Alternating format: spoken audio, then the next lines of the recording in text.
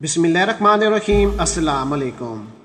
प्यारे दोस्तों, बाजोर में सरहद पार से एक और हमला, 3 अफराद जाँ बहक। पाकिस्तान और अफगानिस्तान के करीबी इलाके में सरहद पार से फायरिंग के नतीजे में 7 अफराद जख्मी, पाक फौज के 2 जवान भी शामिल हैं।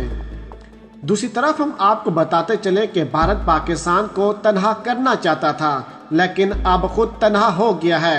शाह महमूद कुरैशी का जबरदस्त बयान। तफसीलात के मुताबिक खैबर पख्तूनख्वा के जिला बाजोर में सरहद पार से फायरिंग की गई है, जिसके नतीजे में 3 शहरी जाँ बहक हो चुके हैं। जख्मियों की तादाद 7 है। जख्मी होने वालों में पाक फौज के जवान भी शामिल हैं। इब्तदाई मालूमात के मुताबिक फायरिंग से जख्मी होने वालों को तिब्बी इमदाद के लिए करीबी अस्पताल मुंतकिल किया गया है, जहां उनका इलाज जारी है। जाँ बहक होने वालों की मैयतें भी अस्पताल पहुंचा दी गई हैं, जहां उनसे उनके मैयतें वर्सा के हवाले की जाएंगी। दूसरी तरफ हम आपको शाह महमूद कुरैशी का बयान भी सुनाते चलें। प्यारे दोस्तों, वजीर खारजा शाह महमूद कुरैशी ने कहा है कि कल भारतीय सफारकार कुलभूषण की कोई बात सुनने बगैर चले गए। एक बयान में उन्होंने कहा कि भारतीय सफारकार बात करने से कतराते रहे। कुलभूषण पुकारता रहा, भारतीय सफारकार दुम दबाकर भाग गए। शाह महमूद कुरैशी ने कहा कि भारत की बदनीति खुल गई है। ये रिसाई नहीं चाहते थे, इन्हें शीशे पर एतराज था, वो भी हटा दिया। हमने ये भी कहा कि एक के अलावा सिक्योरिटी एहलकार भी हटा देते हैं, ताहम सिक्योरिटी के पेश नज़र बिल्कुल तनहा नहीं छोड़ सकते थे, पता नहीं क्या कर लेते। वजीर शाह महमूद कुरैशी का कहना है कि सीपैक में ईरान के शामिल होने और अफगानिस्तान में क़याम अमन का फायदा सबको होगा। ये भारत के लिए एक झटका है। भारतीय हुकूमत पर उनकी अपनी अपोजिशन तनकीद कर रही है। शाह महमूद कुरैशी ने कहा कि चीन और भारत में क्लैश से कई भारतीय फौजी जाँ बहक और जख्मी हुए। भारत के बांग्लादेश और नेपाल के साथ ताल्लुकात में भी पहले जैसी सूरत-ए-हाल नहीं रही। भारत पाकिस्तान को तनहा करना चाहता था, अब खुद तनहा हो चुका है, क्योंकि तमाम तर मुमालिक आहिस्ता आहिस्ता करके भारत को छोड़ रहे हैं।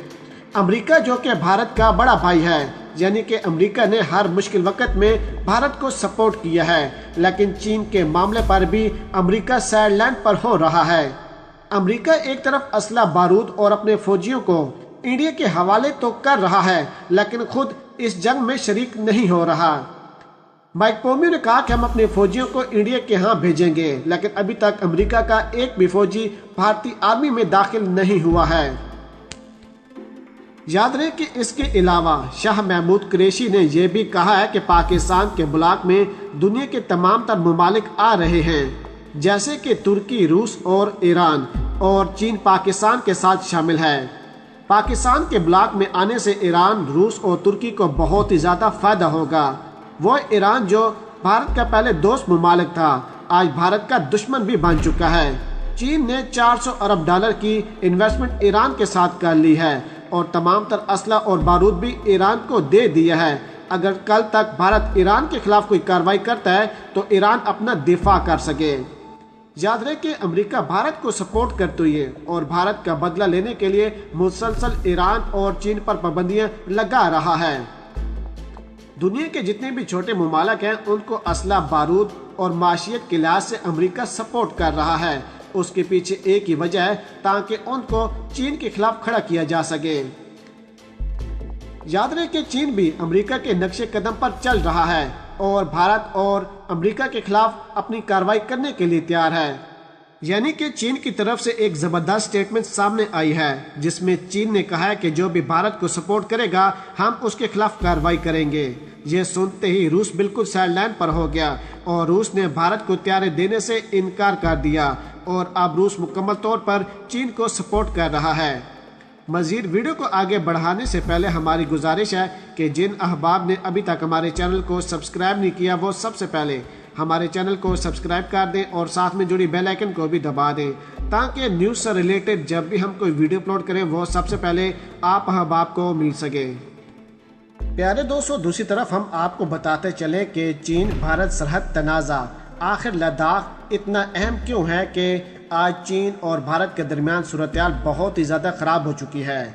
दोनों ममालिक ने बॉर्डर पर तमाम तर फौजें, असला और बारूद तैनात कर दिया है। चीन की तरफ से बार बार कार्रवाई की गई और अभी तक 300 से ज़्यादा भारतीय आर्मी के एहलकारों को मार दिया गया है, लेकिन एक मरतबा भी भारत की तरफ से कोई भी कार्रवाई नहीं की गई। यहाँ पर हम आपको बताते चलें कि लद्दाख एक वसी खित्ता अर्ज़ है जो कश्मीर के शुमाल और मशरिक में फैला हुआ है।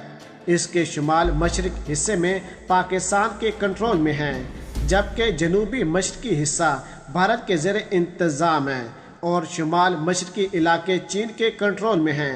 अपने महलो वकूअ के लिहाज से ये खित्ता तीनों मुल्कों के लिए स्ट्रेटेजिक अहमियत रखता है। पिछले साल कश्मीर की खसूसी हैसियत ख़त्म होने से कबल लद्दाख भारतीय कश्मीर की हुकूमत के तहत था, मगर अब इसका इंतज़ाम दिल्ली की मरकजी हुकूमत के हाथ में है। लद्दाख के शुमाल मशरकी इलाके चीन के कंट्रोल में हैं, जिनकी हदबंदी पर इन दिनों चीन और भारत की फोर्सेस के दरमियान झड़पें हुई हैं। इससे कबल इस नोयत की झड़पें 1960 के अशरे में भी हुई थीं। लद्दाख का कुल रकबा 45,000 मुरब्बा मील यानी 1,17,000 मुरब्बा किलोमीटर है।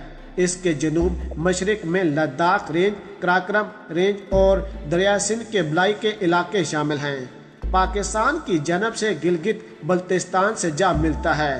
कारगिल और सियाचिन इसी हिस्से में वाक़ हैं, जिसे दुनिया का बुलंद तरीन महाजंग कहा जाता है।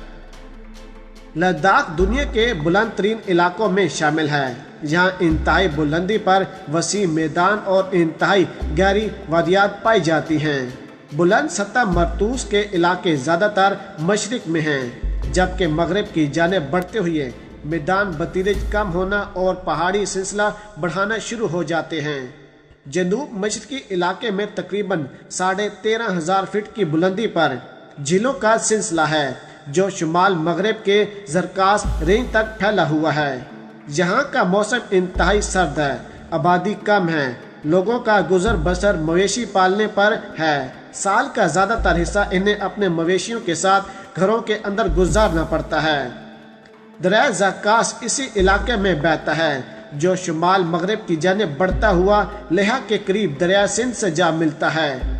पाकिस्तान और भारत के दरमियान सिंताज समझौते के तहत ये दरिया पाकिस्तान के हिस्से में आता है। तहम पानी की तकसीम पर चंद बरसों से दोनों हमसाया मुल्कों में इख्लाफात बढ़ रहे हैं। लद्दाख के बलाई हिस्से में ज़्यादातर बस्तियां और गांव 9,000 से 15,000 फुट की बुलंदी पर वाक़ हैं। यहाँ ज़्यादातर बकरियां पाली जाती हैं, जिनसे ऊन हासिल होती है। ज़्यादा बुलंदी की वजह से यहाँ गोश्तकारी करना मुश्किल है।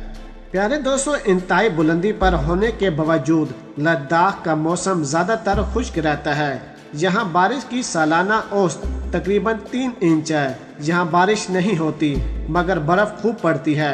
मकामी नबातात में ज़्यादातर जंगली जड़ी बूटियाँ और दरख्त हैं, जिन्हें मकामी आबादी आग जलाकर खाना पकाना और ख़ुद को गर्म रखने के लिए इस्तेमाल करती है। ज़ेरे इलाकों में गंदम, ज्वार, दालें वगैरह काश की जाती हैं। ऊनी कपड़ा और उसके मलबूसात यहाँ की दस्तकारी में शामिल हैं। 2011 की मरदमशुमारी के मुताबिक लद्दाख की आबादी 1,33,000 पर मुश्तमिल है, जिनमें 70% तादाद मुसलमानों की है। प्यारे दोस्तों, लद्दाख के मामले में क्यों न जंग छिड़ती। कश्मीर पाकिस्तान का है और पाकिस्तान का ही रहेगा। इंडिया ने सोचा कि वो कश्मीर पर अपनी हुकूमत कर रहा है, तो ये उनकी भूल है। और अब उन्होंने लद्दाख के मामले पर भी चीन के साथ छेड़ाछाड़ी शुरू कर दी थी, लेकिन इंडिया को अंदाज़ा नहीं था कि चीन से इस तरह मुंह की खानी पड़ेगी।